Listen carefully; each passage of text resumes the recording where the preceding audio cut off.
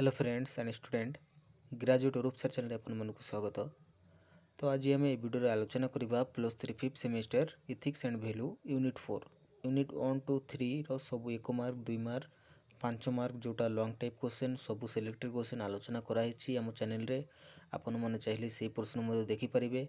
तो आज आम आलोचना करवा यूनिट 4 रो 1 मार्क प्रश्न उत्तर जोटा कि सिलेक्टेड शॉर्ट क्वेश्चन आपन को को प्रश्न भी देखा पड़ो ना जितेटा क्वेश्चन अच्छी आपणकर बहीर सबू सिलेक्टेड क्वेश्चन ये बाछी बाछिकी आपण कराई तो आपण मैंने देखिपारे। तो पिला माने आपन जदि एमती नुआ नुआ वीडियो देखा चाहते आम चैनल नुआ अच्छा तो आम चैनल को सब्सक्राइब करने आउ सांग मान पाखे शेयर करदे।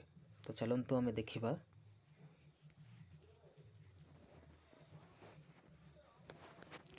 देखु ये फास्ट 1 नंबर दिखाई केउ मसीहारे तृतीय लिंग आईन भारत में अनुमोदित होता। उत्तर 2018 मसीहा डिसेम्बर 22 रे भारत में तृतीय लिंग आईन कार्यक्रम होता। 2 नंबर प्रश्न भारत में किए सर्वप्रथमे तृतीय लिंग नागरिक भाव चिन्हट होते। उत्तर भारत में जोईता मंडल सर्वप्रथमे तृतीय लिंग नागरिक भाव चिन्हट होते। 3 नंबर प्रश्न 4टी लिंगर प्रकारभेद कौन दर्शाओ। उत्तर पुलिंग स्त्रीलिंग साधारण लिंग और क्लीब लिंग होउछि लिंगर चारिटी प्रकार।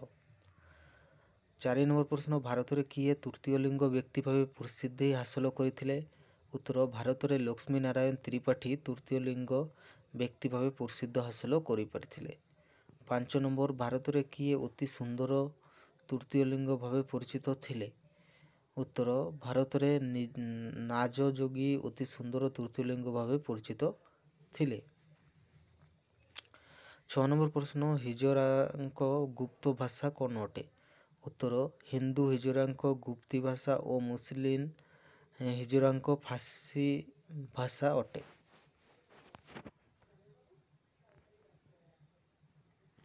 7 नंबर प्रश्न किन्नर मानकु इंग्राजी रे कौन कहा जाई थाए। उत्तर किन्नर मानक इंग्राजी रे यूनुच कहा जाए। तृतीय लिंग की अटंती। उत्तर 8 नंबर प्रश्न जोटा पुरुष बा नारी भावे निजको चिन्हट करिपारुଥିବା व्यक्ति विशेषण को तृतीय लिंग कहा जाए।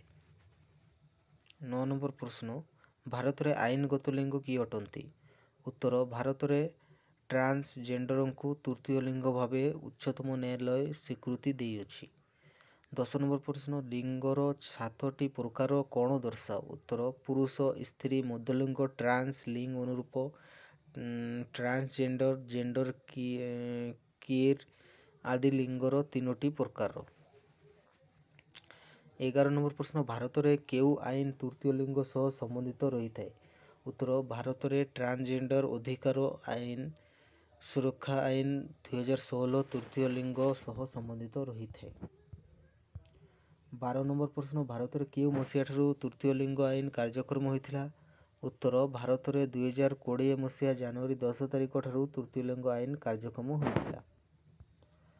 13 नंबर प्रश्न